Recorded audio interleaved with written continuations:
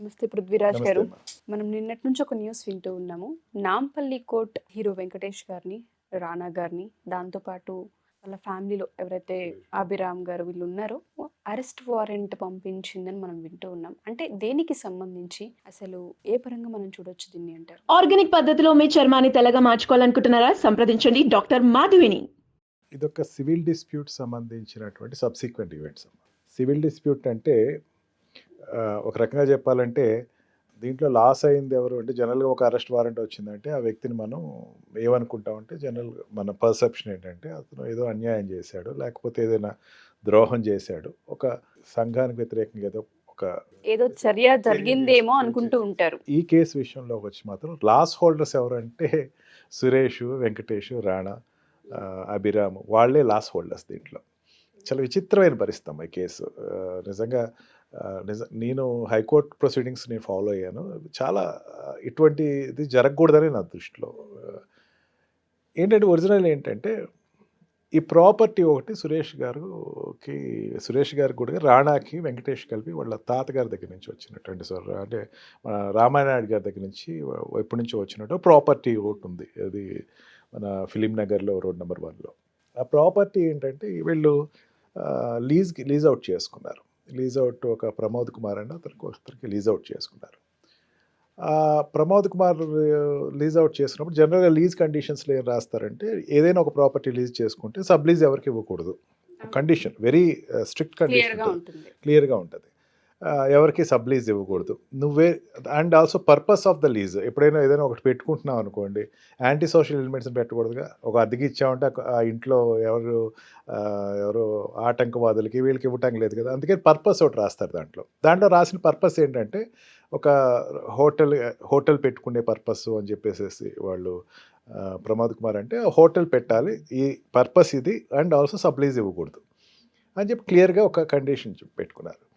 దీంట్లో ఏమైందంటే సబ్సీక్వెంట్గా వీళ్ళు చాలా బిజీ వ్యక్తులు. వెంకటేష్ కానీ వీళ్ళందరూ, రాణా కానీ, సురేష్ బాబు కానీ, లేకపోతే అభిరామ్ గారు, వీళ్ళందరూ మిగతా బిజినెస్లు చాలా ఉన్నాయి. This is a valuable property, asset. వాళ్ళ ఎసెట్స్ కింద ఉంచుకుంటారు. అట్లే వీళ్ళని ఏం చేశారంటే దాంట్లో Pramod Kumar he breached the కాంట్రాక్ట్ని అధిగమించి సబ్ లీజ్కి ఇచ్చాడు. మధు అనే వ్యక్తి ఒకరికి సబ్ లీజ్కి ఇచ్చాడు. మధు అనే వ్యక్తి ఎవరు అంటే హీజ్ ఏ కాన్ లిటిగెంట్ అంటారు.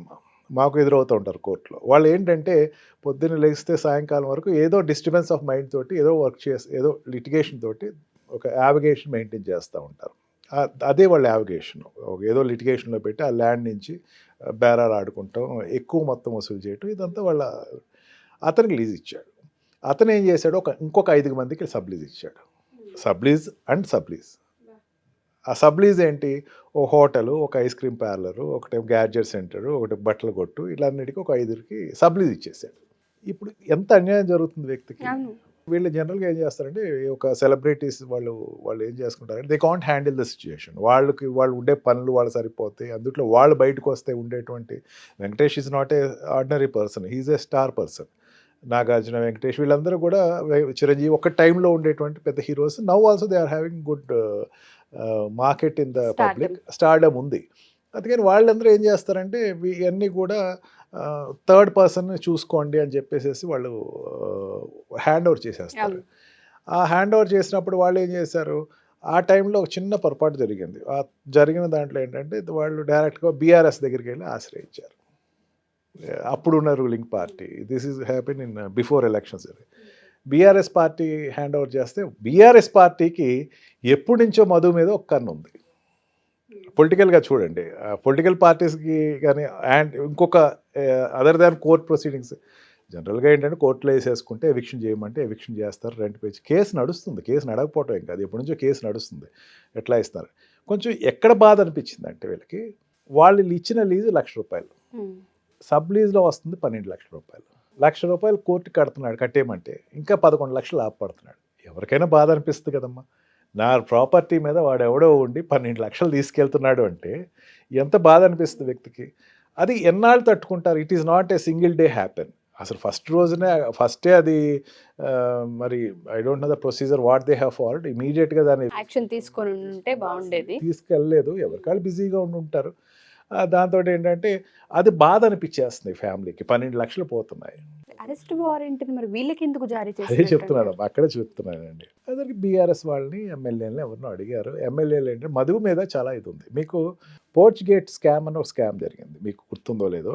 కరెక్ట్గా మునుగోడు ఎలక్షన్ టైంలో ఒక ఎమ్మెల్యేని కొంతమంది డబ్బులతోటి కొందామని చెప్పి అది ఒక పెద్ద పార్టీ మీద, నేషనల్ పార్టీ మీద ఏదో చేసినప్పుడు Madhu also is one of the person. అతను కూడా ఎమ్మెల్యేలు కొనటంలో ఉన్నాడు. అది బీఆర్ఎస్ వాళ్ళకి వాళ్ళ మీద ఎప్పటి నుంచో మధు మీద ఒక కన్ను ఉంది. దొరికిందే ఛాన్స్, ఇక వీడిని వదలకూడదని ఏం చేశారు, హైదరాబాద్ మున్సిపాలిటీ కూడా వాళ్ళ రూలింగ్లోనే ఉంది కదా, ఇమీడియట్గా నోటీస్ ఇప్పించారు. నోటీస్ ఇప్పించి ఇంకా ఎమ్మెల్యేల చేతికి వెళ్తే ఏముంది, కొంచెం అతి ఉత్సాహం ఉంటుంది, పొలిటీషియన్స్ చేతికి వెళ్తే జనరల్గా 15 days టైం ఇస్తారు ఎవరికైనా సార్, షోకాజ్ నోటీస్. ఎందుకు నీది డిమాలిష్ చేయకూడదు, it is against the norms, construction నార్మ్స్కి ఎగనెస్ట్గా ఉంది అని చెప్పేసి. అది జనరల్గా ఎవరైనా కన్స్ట్రక్షన్ చేసుకోవాలంటే పర్మిషన్ తీసుకోవాలి, నార్మ్స్కి ఎగనెస్ట్గా ఉంది, వితిన్ 7 daysలో ఆన్సర్ ఇవ్వు అని చెప్పేసి అడిగారు. వితిన్ 7 daysలో ఆన్సర్ అన్నది కొంచెం అన్యాయం అనిపించి, అన్యాయం కాదు, జనరల్గా అది మున్సిపాలిటీ అతి ఉత్సాహంతో ఇచ్చిన నోటీస్ని వెళ్ళి హైకోర్టులో ఛాలెంజ్ చేశారు. ఎవరు, మధు వాళ్ళు. ఏమని, నాకు టైం ఇవ్వలేదు, అసలు నాకు టైం ఇవ్వకుండా వీళ్ళు వికేట్ చేయమన్నారు, ఎక్కడ వికేట్ చేసి ఎక్కడికి వెళ్ళిపోమంటారు. అప్పుడు ఏం చేసిన కోర్టు ఏముంది, నువ్వు టైం ఇవ్వు దానికి, అంతేగాని ఇట్లా వికేట్ చేస్తావు, షోకాజ్ నోటీస్ ఆన్సర్ ఇవ్వు, ఆన్సర్ ఇచ్చిన తర్వాత సమాధానం వచ్చి నువ్వు సాటిస్ఫై అవ్వకపోతే అప్పుడు చేయాలి, ఇదంతా నడవడానికి నీకు 2-3 వారాలు పడతాయి, అందుకని నీకు 6 వారాల టైంలో ఇవన్నీ నీ ప్రక్రియ కంప్లీట్ చేయి, సాటిస్ఫై అవ్వకపోతే అప్పుడు నువ్వు కోర్టుకి వచ్చి ఇంటిమేట్ చేయి, అంతేగాని ఇమీడియట్గా డిమాలిష్ చేయొద్దు అన్నారు. ఇచ్చినటువంటి జడ్జి ఎవరైతే ఇచ్చారో ఆర్డర్ ప్రివేల్స్. అక్కడే మున్సిపాలిటీ ఒక ఆదివారం చూసుకుని డిమాలిష్ చేసేసింది. డెక్కన్ అనేటువంటి ఒక హోటల్ ఏదో ఉందో దాన్ని డిమాలిష్ చేసేసింది. అక్కడ డిమాలిష్ చేసిన తర్వాత దాని మీద వాళ్ళు కంటెంప్ట్ వేసేసారు. అంటే అక్కడ ఒక కోర్టు ధిక్కరణ జరిగింది. నేను చెప్తే టైం ఇచ్చాను, ఈ లోపల నువ్వు ఎందుకు చేసావు, కంటెంప్ట్ పడింది. ఆ కంటెంప్ట్ నడుస్తుంది కోర్టులో, ఇప్పటికీ హైకోర్టులో కంటెంప్ట్ నడుస్తుంది. ఇది ఎట్లా పడగొట్టారు అన్నది విచారణ జరుగుతుంది. ఈ లోపల ఏం చేశారు, ఎవరో వీళ్ళకి చెప్తున్నా కదా లిటిగేషన్, అందుకే ఫస్ట్ చెప్పారు లిటిగెంట్స్ వాళ్ళు ఎప్పుడు ఇదే పనిలో ఉంటారు. నాకు దీంట్లో 20 కోట్ల ప్రాపర్టీ నాకు నాశనమైంది, దొంగతనం జరిగింది, వీళ్ళు పడగొట్టేసేసి నా దగ్గర దొంగతనం చేశారు. ఎవరు దొంగతనం చేశారంటే వెంకటేష్, సురేష్ బాబు, రాణా, అభిరాము, ఆ అకౌంటెంట్, 5 వాళ్ళ అకౌంటెంట్ విశ్వనాథ్ అని చెప్పి ఎవరు అకౌంట్, వీళ్ళ 5 మీద కేసు పెట్టారు మేజిస్ట్రేట్ కోర్టులో. జనరల్గా ఏమవుతుందంటే ఏమో ఒక క్రిమినల్ కేసు పోలీస్ నుంచి కాకుండా డైరెక్ట్గా కోర్టులో ఉన్నప్పుడు, కోర్టు విచారణలో తీసుకునేటప్పుడు వాళ్ళని ఇమీడియట్గా అరెస్ట్ చేసి తీసుకురండి, అరెస్ట్ చేసి నా ముందు విచారణలోకి పెట్టండి, నేను వెరిఫై చేస్తాను అని చెప్పేసి కోర్టు వాళ్ళకి వారెంట్ ఇష్యూ చేసింది. It is not arrest of any anti social elements. వాళ్ళ ప్రాపర్టీ విషయానికి సంబంధించి మాట్లాడినప్పుడు జరిగిన ఇష్యూ అని చాలా క్లియర్గా అర్థమవుతుంది మనకి. అందుకని ఎవరికి అన్యాయం చేసిన వ్యక్తులు కాదమ్మా వీళ్ళు పాపం. ఒక్కొక్కసారి అన్ఫార్చునేట్ జరుగుతూ ఉంటాయి జనరల్గా. అదే నోబడీ మస్ట్ కోర్ట్ ప్రొసీడింగ్స్లోకి వెళ్ళాలమ్మా. ఇప్పుడు సరే ఏదైనా అన్యాయం జరిగింది, ఒక రోజు లేట్ అవుద్ది. సివిల్ మీకు అందరికీ తెలిసిన విషయమే, కొత్తగా చెప్పక్కర్లేదు. నేను సుమన్ టీవీ ద్వారా మళ్ళీ ఒకసారి చెప్దాం అనుకుంటున్నాను, సివిల్ విషయాల్లో మాత్రం దయచేసి పొలిటీషియన్స్ దగ్గర కానీ ఎవరి దగ్గరికి వెళ్ళి ఆశ్రయించకండి. ఇట్లాంటివే జరుగుతూ ఉంటాయి. ఇట్లాంటివి ఏమవుతాయంటే మీరు ఇరుక్కుంటారు తిరిగి. నిజమే, కరెక్ట్గా ఖచ్చితంగా చెప్పాలంటే ఎప్పుడో ఓల్డ్ మ్యాటర్ నడుస్తూ ఉంది. ఇప్పటికిప్పుడు వాడు 12 లక్షలు అంటే సంవత్సరానికి వచ్చేసరికి it is a big amount of 60 lakh rupees పోతుంది, ఎవడో తీసేసుకుంటున్నాడు. ఇది బాధే. రికవరీ పార్ట్ ఏదో కొంచెం కేర్ఫుల్గా మీరు తీసుకోవాలి తప్ప, అంతేగాని ఇట్లాంటి ఉపద్రవాలు జరుగుతూ ఉంటాయి. ఈ both ways they are disturbed. ఒక రకంగా కాదు, 2 రకాలుగాను వాళ్ళు డిస్టర్బ్డ్. అండ్ అరెస్ట్ వారెంట్ అని ఇట్ ఈస్ నాట్ ఇమీడియట్గా అరెస్ట్ చేసేసి లోపల వేసేయటం, అంత పెద్ద ప్రమాదం జరుగుతుంది. ఇమీడియట్గా హైకోర్టుకి వెళ్ళి ఉంటారు వాళ్ళు, అడ్వకేట్స్ ఖచ్చితంగా వెళ్ళి ఉంటారు. High court will give the stay of arrest. ముందుకు రానివ్వండి, కోర్టుకు వచ్చేసి వీళ్ళేం విచారణ జరగలేదు. It is not A what we expect, crime ఎవరినో ఖూనీ చేసిందో లేకపోతే ఇంకొకరు కొట్టిందో కాదు కదా, ప్రాపర్టీ డిస్ప్యూట్సే కదా. అండ్ ఆల్సో థెఫ్ట్, అది విచారిద్దాం. అది పెద్ద వ్యక్తులు వాళ్ళు ఏదో వచ్చేసి తీసుకెళ్ళిపోయి, వెంకటేష్ ఏమైనా వచ్చి అక్కడికి వెళ్ళి సామాన్లు తీసుకెళ్ళిపోతారు, లేకపోతే సురేష్ బాబు వచ్చి, ఎవరికి ఖాళీలు లేవమ్మా. వాళ్ళు ఎవరు దీని విషయం మీద సీఎం కూడా ఏదో కలిశారని చెప్పేసి న్యూస్ ఏదో వస్తుంది, ఎవరికి ఖాళీలు లేవమ్మా. వాళ్ళు they got their own business, they got their own obligations to that. ఏదో పెట్టిన కేసు, it's unfortunate. Thank you so much sir, ఒక క్లారిటీ ఇచ్చినందుకు. ఎందుకంటే చాలామంది ఆ న్యూస్ వినగానే ఏమైంది అని సగం అందులో ఆ సంకోచంలోనే ఉండిపోతూ ఉంటుంటారు. Thanks for the clarity. Thank you sir. నమస్తే.